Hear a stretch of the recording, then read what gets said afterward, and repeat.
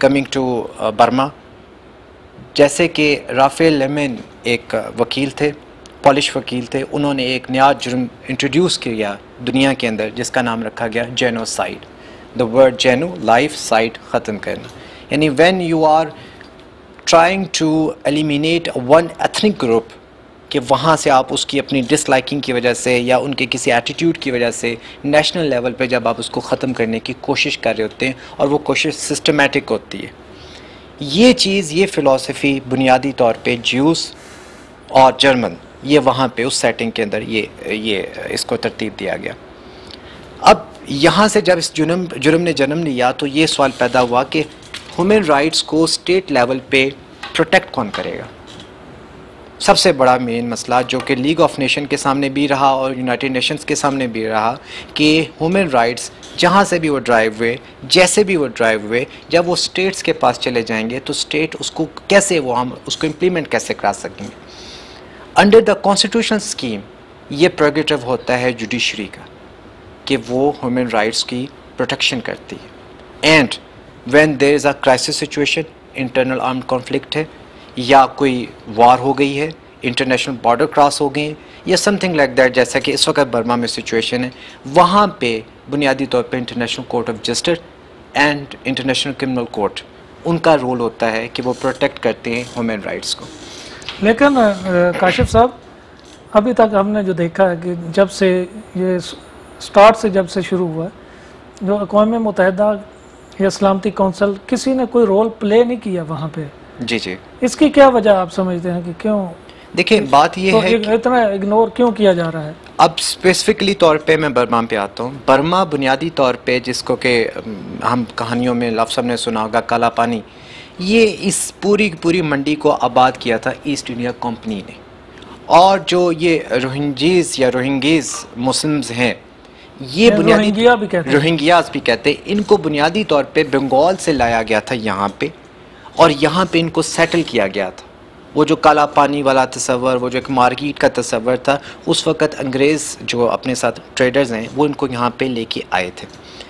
और दूसरी तरफ जो बुद्ध मॉन्क्स थे, उन्होंने भी इस इलाके को मुंतखब किया हुआ था, वो भी इस इलाके में मौजूद थे। बिकॉज पहले से मौजूद थे, वो पहले से मौजूद थे।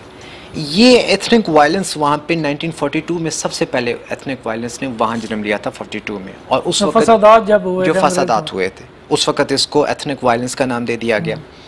उसके बाद से ये कम्युनिटी जो है रोहिंग्यास, ये अपना जिसको कह सकते हैं कि ना उस नेशनल मेन स्ट्रीम में ये इन्वॉल्व किया गया, इनको शहरियत नहीं दी गई। Rolling stone between different states वाली कहानी आ गई। चूँकि बंगाल से लाए गए थे, इंपोर्ट किए गए थे, तो उनको बुनियादी तौर पर कहा गया जी कि इनकी रूट्स बांग्लादेश में हैं। बांग्लादेश ने कहा नहीं जी, यहाँ से निकाल दिए गए। अब इशू ये है कि मैंने जैसे पहले कहा कि लीग ऑफ नेशन या यूनाइटेड नेशंस, दोनों का मसला ये था कि ह्यूमन राइट्स को प्रोटेक्ट करना है नेशन स्टेट में, जुडिशरी ने। अब बुनियादी तौर पे जो इंसान और इंसानियत है वो ताबे हो गई है स्टेट के स्ट्रक्चर के तहत। हुआ ये और होता ये है आमतौर पे कि जब भी कोई एथनिक वायलेंस या कोई इंटरनल आर्म डिस्टर्बेंस होती है तो उस वक्त कॉन्स्टिट्यूशनल गारंटीज ख़त्म हो जाती है, जिसको हम कहते हैं एमरजेंसी का नफाज हो गया।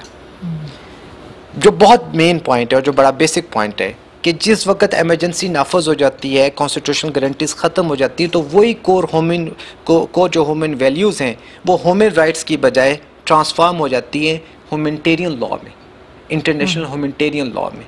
और ये प्रेरोगेटिव होता है यूनाइटेड नेशन सिक्योरिटी काउंसिल का कि उनको प्रोटेक्ट करें। यहाँ कहानी जो है यहाँ से वो स्टेट से निकल के काशिफ साहब आपकी तरफ आते हैं। राय साहब, ये बताएं, आप माशाल्लाह सीनियर सहाफ़ी हैं, कॉलम भी लिखते हैं, बड़े तलख कॉलम भी आपके पढ़ने को हमने पढ़े हैं। ये बताएं कि हमारी जो इस वक्त सियासी जमातें हैं, ख़ास तौर पर मीडिया है, अब देखें कि मीडिया किसी भी चीज़ को उछालना चाहे तो बहुत ज़्यादा उछाल लेता है। इतना बड़ा जुल्म हो रहा है बर्मा में, मीडिया क्यों नहीं बोल रहा? बिस्मिल्लाहिर्रहमानिर्रहीम। बहुत शुक्रिया इशफाक भाई कि आपने मुझे मौका दिया। मसला ये है कि हम पिछले 8-10 सालों से, आप भी इस्लामाबाद में रिपोर्टिंग कर रहे हैं, मैं भी यहीं पे हूँ, हम बड़े दावे से कहते हैं कि हम बड़े लिबरल मीडिया का हम दावा करते हैं, बड़ा आज़ाद मीडिया है, बड़ा ये है वो है। लेकिन मैं बड़े अफसोस से ये कहना चाहूँगा कि अपने आप को तसल्ली देने के लिए तो ये अल्फाज बड़े अच्छे हैं, लेकिन मैं समझता हूँ कि हम आज़ाद कोई नहीं है, कि वो इश्यूज़ जो अवाम के सामने लाने चाहिए और जो बहुत ज़रूरी हैं उनको तो हम नहीं लाते, लेकिन वो नॉन इश्यूज़ जिनसे अवाम को तो कोई फ़ायदा नहीं होता, जस्ट एक ड्रामे की हैसियत होती है और लोग रात को रिमोट कंट्रोल लेके बैठ टीवी चैनल्स के ऊपर वो शुरू हो जाते हैं।